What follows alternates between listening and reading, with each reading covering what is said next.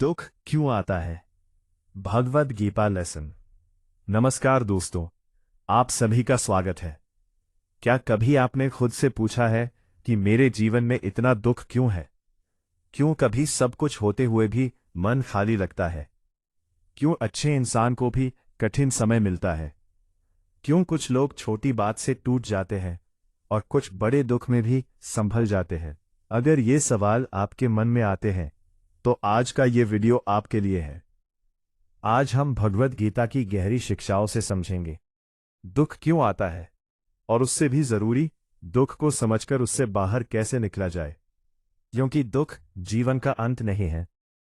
कई बार दुख ही मनुष्य को मजबूत, जागरूक और आध्यात्मिक बनाता है। 1. दुख केवल आपके जीवन में नहीं आता।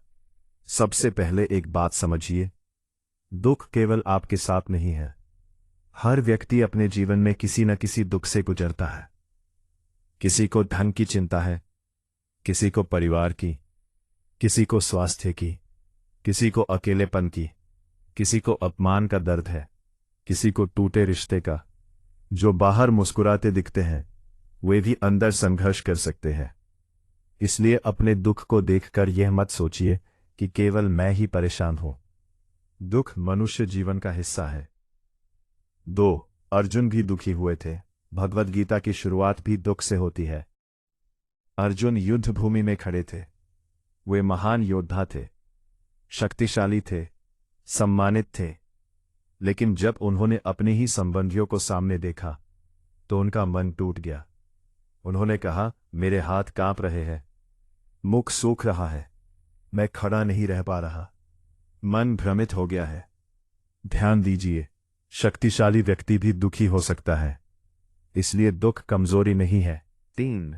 आसक्ति से दुख आता है। गीता सिखाती है कि जब मन किसी चीज से बहुत चिपक जाता है तब दुख बढ़ता है। आसक्ति किससे होती है? किसी व्यक्ति से, धन से, सम्मान से, रिश्ते से, पद से, अपनी इच्छा से। हम चाहते हैं ये हमेशा मेरे पास रहे, सब मेरे अनुसार चले, जो मैं चाहूं वही हो। लेकिन संसार परिवर्तनशील है। जो बदलने वाली चीज को स्थायी मानते हैं वहां दुख आता है। उदाहरण, अगर कोई व्यक्ति हमारी उम्मीद के अनुसार व्यवहार ना करे तो दुख होता है। अगर जॉब चली जाए तो दुख होता है। अगर सम्मान कम हो जाए तो दुख होता है। क्यों? क्योंकि मन ने उसे पकड़ लिया था। 4. अपेक्षाएं दुख देती है। बहुत बार दुख लोगों से नहीं, हमारी एक्सपेक्टेशन से आता है। मैंने इतना किया, उसने अप्रिशिएट नहीं किया। मैंने प्यार दिया, बदले में वैसा नहीं मिला। मैंने भरोसा किया, उसने तोड़ दिया। जब हम बिना बोले दूसरों से उम्मीदें रखते हैं तब दुख जन्म लेता है। गीता हमें सिखाती है, कर्तव्य करो लेकिन बदले की गिनती मत करो। प्रेम करो लेकिन व्यापार मत बनाओ। सेवा करो लेकिन हिसाब मत रखो। 5. तुलना भी दुख का कारण है। आज बहुत लोग दुखी हैं क्योंकि वे दूसरों से तुलना करते हैं। उसके पास बड़ा घर है, उसके बच्चे अच्छे हैं, उसका करियर अच्छा है, उसकी जिंदगी परफेक्ट लगती है। लेकिन तुलना से मन अशांत होता है। हर व्यक्ति का समय अलग है, हर व्यक्ति की परीक्षा अलग है, हर व्यक्ति का रास्ता अलग है। आप किसी और की कहानी देखकर अपनी कहानी को कम मत समझिए। 6. दुख हमें क्या सिखाता है? दुख हमेशा शत्रु नहीं होता। कई बार दुख ही सबसे बड़ा गुरु बनता है।